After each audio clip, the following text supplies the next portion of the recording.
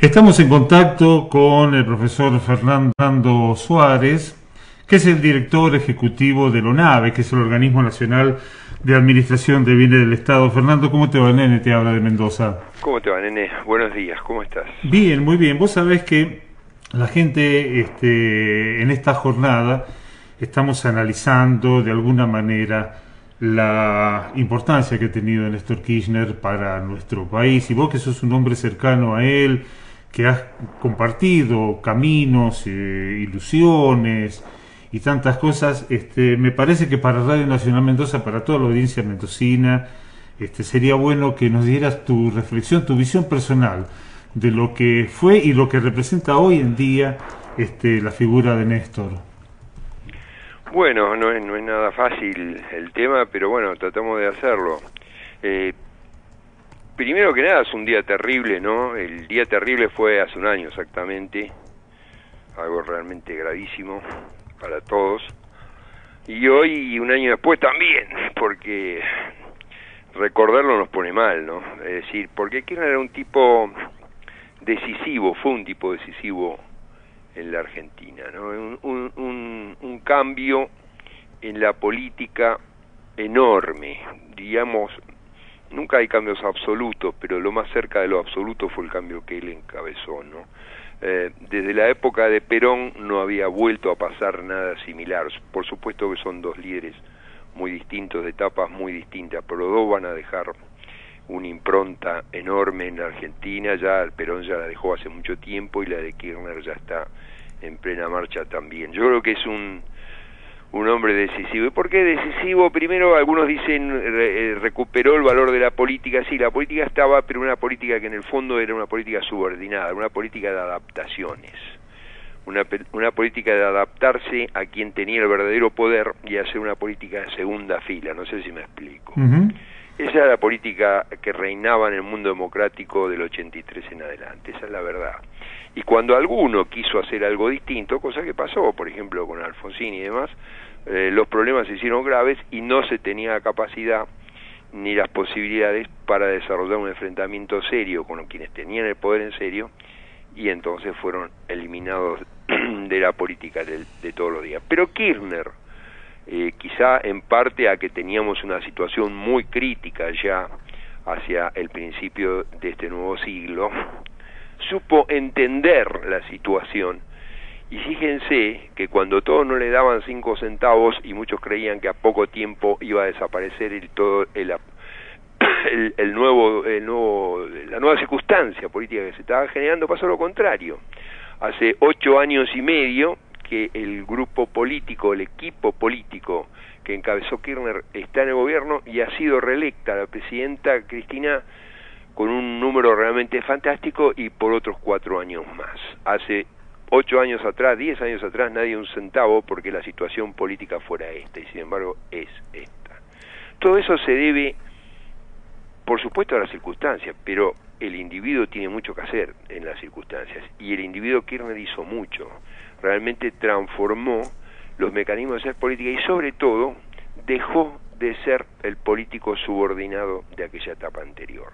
Si hay algo que empieza con Kirchner es la independencia política, que era una vieja consigna del peronismo, y cuando algunos peronistas lo critican, me causa gracia que no se den cuenta de esto. La soberanía, la independencia económica empieza cuando dice la deuda que ustedes dicen que es así, no es así, y la vamos a pagar así y con estos importes. Eso es independencia económica dentro de las posibilidades que tenía este país, que estaba, decían a unos años atrás algunos teóricos del menemismo, de rodillas. Ese país que decían que estaba de rodillas se pone de pie y dice, del 2013 en adelante la deuda se paga así. Y esas actitudes de soberanía política y de independencia económica le permitieron al país avanzar por el camino de la reconstrucción productiva y de la justicia social, que son los demás aspectos que todo el mundo sabe cuáles son las medidas. No es necesario estar todos los días repitiéndola, pero es todas estas medidas sociales que son claves y que le han dado también un gran apoyo al gobierno de parte de los sectores que estaban más postergados, marginados, es decir, los pobres en general. Todas esas medidas surgen de las dos grandes medidas, de las dos grandes actitudes, no medidas, las dos grandes actitudes de soberanía política e independencia económica que le permiten al país empezar a manejar parcialmente, porque además ustedes saben que esto no es tan fácil, pero parcialmente, pero con un importante vigor, su propia determinación y su caja, como dicen. Recuerdan que decían, Kirchner quiere hacer caja, sí, pero es la caja del Estado, la caja de los argentinos.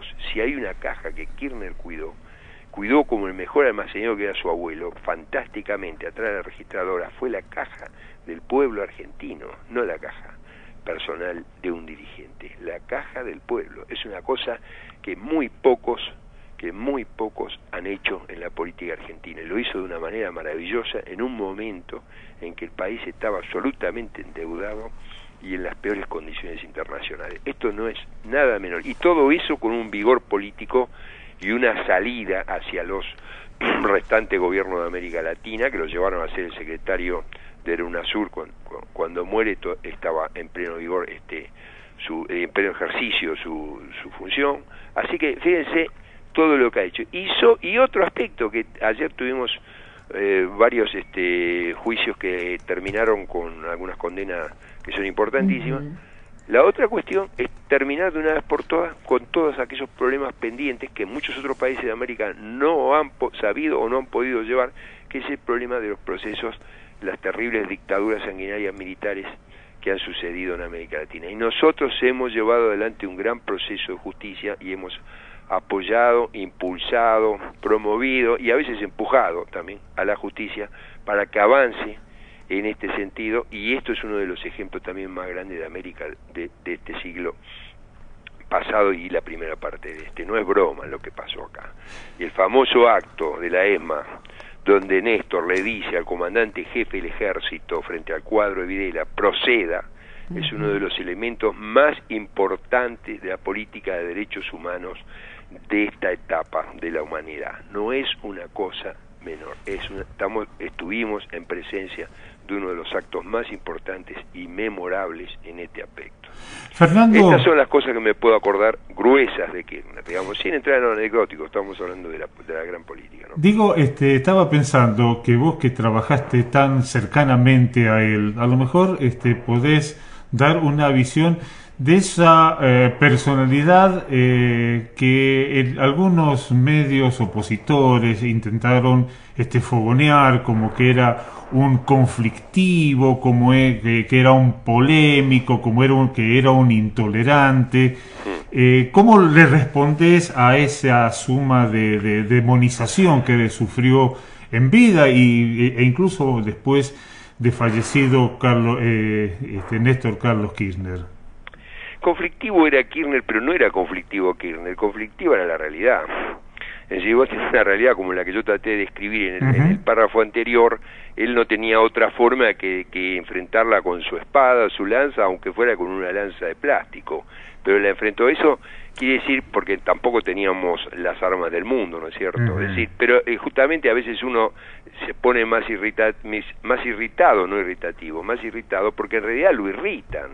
En realidad, cuando vos dirigís un país que ha sido postergado, irritado, insultado, y que lo han desmedrado constantemente, es lógico que el dirigente tenga que, al soportar todo eso, tener algún tipo de actitud que a veces la amabilidad no sea perfecta. Sin embargo, este es un aspecto, pero sin embargo Kirchner ha sido un tipo absolutamente cariñoso, afectivo, podría agregar una palabra, juguetón, siendo grande, o sea, a veces parecía un chico. Si vos estabas con él y de repente empezaba esa cosa de los chicos del colegio secundario, de tirar piña y golpearte en el hombro, ¿entendés? Sí. Es decir, esos estilos que tenía, así como de provocación, que eran del colegio, digamos, para llamarlo de alguna manera, que lo hacían, para mí por lo menos, y que yo soy un poquito mayor que él, lo hacían muy simpático. A mí me hacía reír y entraba yo todo el tiempo en las provocaciones de ese tipo, que formaban parte también de la descarga nerviosa de lo que significa para él la responsabilidad que tenía. O sea, yo creo que era un tipo muy afectuoso, y si era frío y helado con algunos, lo era porque muchas veces estaba enfrentado con enemigos del país, enemigos de la patria, ¿viste? Entonces tenía que tener sentado un tipo que sabía que se lo venía a comer vivo a él y al país. ¿cómo quieren que lo traten? Demasiado bien, lo he visto casi diplomático en muchas ocasiones, demasiado bien trataba. Lo que pasa es que a nosotros nos venían de basurear diariamente, y querían que encima les lustráramos los zapatos. ¿Está claro? Fernando, finalmente, vos mencionabas el contundente triunfo y el respaldo popular que acaba de recibir Cristina, y vos que sos un hombre que trabaja en política, ¿qué es lo que está pendiente de solucionar y que pensás vos que Cristina con su fuerza va a poder llevar adelante? Y hay temas internacionales muy importantes. Vos viste lo que sucede con la deuda. Hay una crisis internacional financiera enorme. El tema es que los grupos financieros que son los que generaron toda esta etapa de la crisis, que es terrible, al mismo tiempo son los que tienen mayor influencia política en los grandes países, o sea que estamos en una situación complicada en el norte, en Europa, etcétera. Esa es una primera cosa que hay que tener en cuenta, y que no es ninguna asignatura pendiente del gobierno, sino que es un tema que el gobierno no va a poder dejar de lado, porque las circunstancias internacionales tienen esa característica, y la conducción política de los estados que están en neto conflicto no está acorde con las necesidades de la solución. ¿Me explico bien? Sí, en realidad yo diría que son agentes de los mismos grupos financieros, los aparatos políticos, sobre todo agentes de los mismos grupos financieros que han generado la crisis. Con lo cual, esto es un problema mundial, no un problema en la Argentina, y la Argentina, por supuesto, no escapa a eso. Ese es un primer problema. El problema grande que tiene que enfrentar el gobierno es ver cuál es su estrategia política internacional, sus relaciones con Estados Unidos, con Brasil, con China, con el resto del mundo, y ver cómo se va a acomodar, y por supuesto con Sudamérica, ¿no? Cuando dije Brasil, el conjunto sudamericano. Es decir, cómo se va ubicando en todo eso, cuáles son las estrategias que va a tener que llevar, no sola sino en conjunto, también cómo va atando todas esas relaciones para ir saliendo de este naufragio general financiero al que nos ha llevado la política de los últimos años. Es el primer problema. Hacia adentro la Argentina tiene que consolidar su motor industrial, y eso Cristina lo ha dicho con toda claridad, así que no hay nada que indicarle a ella, porque ella lo viene indicando. Es decir, lo primero que tenemos que hacer es solidificar nuestro sistema de producción industrial e integrar nuestro sistema agropecuario de producción también a eso. O sea, ese tiene que ser un conjunto que marche preciso, interrelacionado, sin conflictos o con conflictos menores que se vayan pudiendo resolver.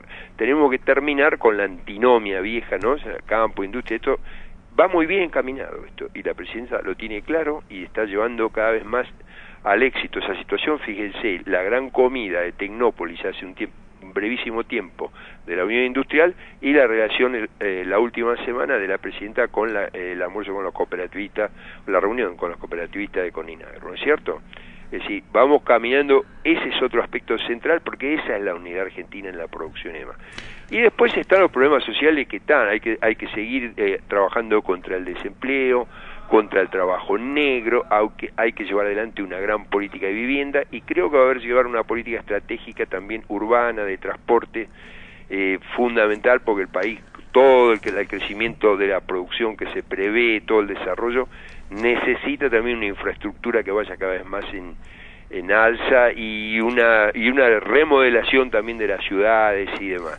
Ahora, todo esto son cosas que uno dice, ¿pero qué hicieron hasta ahora? Bueno, hicimos de todo, porque, por ejemplo, el problema energético, que era, creo yo, el primer problema de un área como la de nuestro propio ministerio, frente al desarrollo, al crecimiento argentino, que ha sido espectacular, con tasas, como se dice, China, ha seguido, a pesar que todos los días decían que, ¿se acuerdan? Que la crisis energética, estamos en el 9º año de gobierno, y hemos venido sobrellevando esa situación en forma muy ajustada, con mucho éxito, en una enorme cantidad de inauguraciones, como ustedes vieron, y cada vez apostando más a la independencia en el sentido energético. O sea, en lo energético, por ejemplo, se ha crecido extraordinariamente, pero quedan otros temas, es decir, y tampoco el dinero que tiene el Estado, la plata que se recauda, los presupuestos dan para todo al mismo tiempo. Hemos tenido que llevar prioridades. Creo que las prioridades también están muy bien llevadas, y ahora tenemos los programas que estamos planteando, ¿no? Fernando, te agradecemos mucho tu tiempo para Radio Nacional Mendoza. No, disculpa, fui muy largo, ¿no? No, que ha sido un gustazo. Además, en lo personal, escucharte siempre es grato. Bueno, así que bueno, ya vamos a andar por allí. Si andás por acá en Mendoza, avisanos. Sería un gusto tenerte por acá y bueno, obviamente. Sí, a mí a Mendoza me gusta, porque además me tratan bien y cada tanto me tomo un buen vinito también. Así es. Bueno, Sí, Fernando, Nene, un abrazo. muchísimas gracias. Un beso grande para vos. Igualmente, un abrazo. Hasta luego. Estábamos hablando con el profesor Fernando Suárez, que es el presidente o el director ejecutivo de la ONAVE, que es el Organismo Nacional de Administración de Bienes del Estado, uno de los organismos importantes de la estructura nacional, hombre cercano, amigo personal de Néstor Kirchner, que nos traía esta reflexión referida a esta jornada que vivimos en recordación al primer aniversario